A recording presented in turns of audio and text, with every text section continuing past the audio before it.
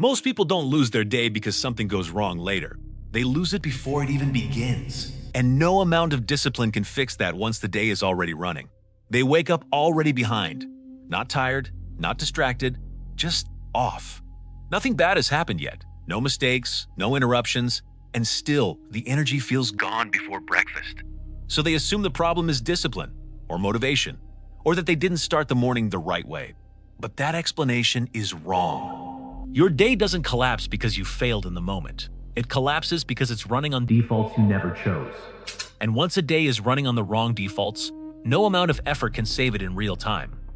In this video, you'll learn how to make progress automatic, so your day can't collapse, even on low energy days, even when motivation doesn't show up. Most people treat the morning like a reset, like the day starts at zero. They believe that if they wake up early enough, plan carefully enough, or apply more discipline, everything will fall into place. But discipline doesn't change defaults, it only reacts to them. You don't wake up at zero. You wake up mid-process. Your brain doesn't clear the board overnight. It doesn't shut everything down and wait for instructions. You wake up with sleep debt, with unfinished thoughts, with conversations that never really ended, with tasks your brain already knows are waiting. All of that is already running before your first conscious decision. That's why mornings feel fragile, not because you haven't done anything yet, but because the starting balance is already negative. And when you start in the red, every decision costs more than it should. This is why just wake up earlier rarely fixes anything. You're adding time, not leverage. You're extending the day without changing the conditions it starts in, so the pressure stays. It just gets stretched across more hours. Discipline works in real time, but progress doesn't fail in real time. It fails before discipline ever gets a chance to act. By the time you're awake enough to choose, the system is already running. Trying to fix your day with discipline is like steering after the car already slid. Effort applied late feels heavy. Structure applied early feels invisible. That's why relying on discipline is exhausting. Manos, because it is always late. When progress depends on conscious effort every single time, collapse isn't a possibility, it's a certainty.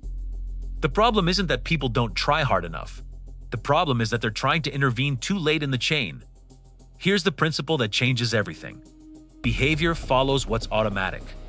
And anything that requires discipline every time is not automatic. You don't rise to motivation, you fall to defaults. Whatever happens without resistance happens more often. Whatever requires intention every time eventually stops happening. If progress depends on how you feel in the moment, your system will eventually choose comfort over direction. So the real question isn't, how do I try harder tomorrow? The real question is, what happens when I'm not trying at all? What does your system do by default when energy is low, attention is scattered, and motivation is absent? Because that is who you really are under pressure. And if progress is not the default, collapse becomes inevitable. The goal isn't to become disciplined at all. The goal is to remove discipline from the equation entirely. When that happens, your day doesn't need to be saved. It simply can't collapse. Here's the part most people misunderstand about productivity. Your brain does not resist work. It resists expensive beginnings. Starting feels hard not because the task is difficult, but because the entry cost is too high. When you think about a task, your brain doesn't see the work itself. It sees setup, uncertainty, emotional exposure, and a long chain of effort before any reward. That calculation happens instantly, and when the cost looks high, the system quietly blocks action. This is why ambitious people struggle the most. Their goals are meaningful. Their standards are high, which means the imagined outcome is large. But the first step feels small, slow, or unclear. That mismatch makes effort feel like a bad deal, so the system doesn't argue. It doesn't complain. It simply refuses to engage. This is why motivation doesn't help. Motivation tries to overpower resistance. Discipline tries to do the same. Manos and fails for the same reason. The solution isn't more force. It's lowering the entry cost. When entry cost is low enough, discipline is no longer required. Never start the task, start the doorway. Don't write the essay, open the document. Don't work out, put on your shoes. Don't plan the project, sit at the desk. At that scale, the brain no longer detects risk. The cost feels trivial. The reward feels possible. Action becomes chemically permissible. Momentum does not come from motivation here. It comes from removing the system's objection. Once the doorway is crossed, Continuing is easier than stopping. that's the quiet power of a low entry cost. You don't push yourself into action. You make action unavoidable. Now comes the part that makes progress automatic. Your brain always follows the path of least resistance. Not the path of meaning, not the path of long-term value, the path that costs the least energy right now. This is not a flaw, it's efficiency. The problem is that most environments are misaligned. High-value actions carry high friction. Low-value distractions are frictionless. One tap, one swipe, no uncertainty, no setup. Meanwhile, meaningful work requires clarity, focus, and effort. So the system makes a rational choice. It chooses what's easy. This means your environment decides your behavior long before intention enters the room, which is why discipline becomes irrelevant in a well-designed environment. If progress is uphill and distraction is downhill, no amount of motivation will change gravity. This is where friction inversion changes everything. Make progress easier than distraction. Put the phone out of reach, not face down, out of reach. Leave the work tool open and visible, not hidden behind tabs. Make entertainment require effort. Logins, passwords, extra steps. And make progress require almost none. When friction is shifted, behavior follows automatically. No pep talk required, no self-negotiation, no discipline required. The system simply flows in the new direction. This is why small environmental changes create disproportionate results. You're not changing yourself, you're changing the slope. When progress becomes downhill, consistency stops being something you chase. It becomes something that happens. Most people think productivity is a time problem. They believe that if they organize their calendar better, wake up earlier, or block their hours more aggressively, everything else will fall into place. But time is not the limiting resource. Energy is. You can have a perfectly planned day and still feel completely unable to move. Because when energy is low, even simple tasks feel heavy. Decisions feel expensive, focus feels fragile. This is why so many people keep pushing important work into free time, early mornings, late nights, the edges of the day. They tell themselves they'll get to what matters once everything else is done. But low energy time cannot support high value work. Your brain does not experience all hours equally. It has peaks and valleys. Moments where focus is cheap and moments where it is painfully expensive. Ignoring this reality is one of the fastest ways to burn energy without producing results. When people say they feel exhausted all the time, what they usually mean is that they're asking their system to perform when it is least capable of doing so. This creates a silent form of resistance. You sit down to work, but your mind feels foggy. You reread the same sentence, you switch tabs, you lose traction. Not because the work is hard, but because the timing is wrong. The rule is simple. Protect energy before you protect time. Because discipline cannot compensate for low energy. Your most important work belongs in your highest energy window, not when it fits the calendar, when the system can actually support it. For many people, that window opens after movement, a walk, a workout, any form of physical activation. Movement reduces internal noise. It regulates the nervous system. It lowers the cost of focus. That's why starting hard work after movement often feels easier than starting cold. It's not motivation, it's chemistry. Meetings, messages, and coordination belong in lower energy windows. Creative work does not. When you align effort with energy, work stops feeling dramatic. You are no longer forcing output. You are removing the need for discipline. This is why some days feel effortless and others feel impossible. The difference is not discipline. It is alignment.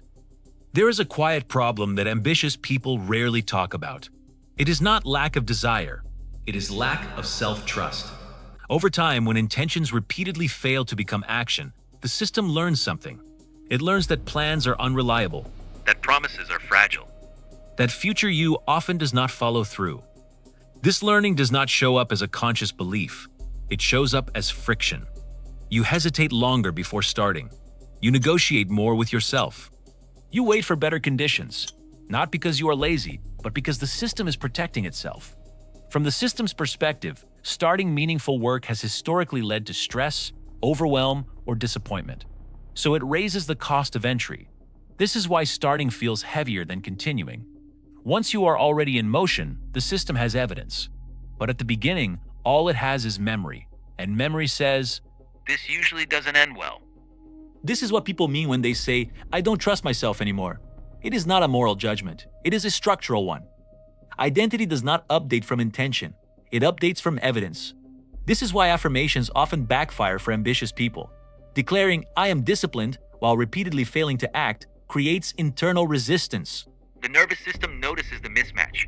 It registers the claim as unverified. Over time, this creates an internal credibility problem. The mind stops believing its own promises.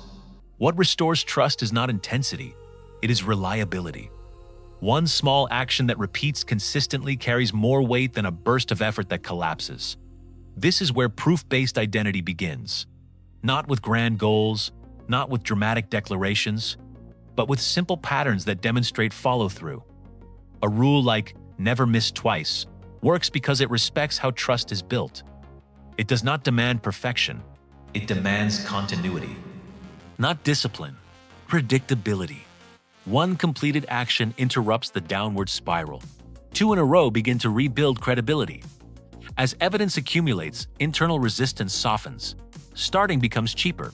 Effort feels lighter.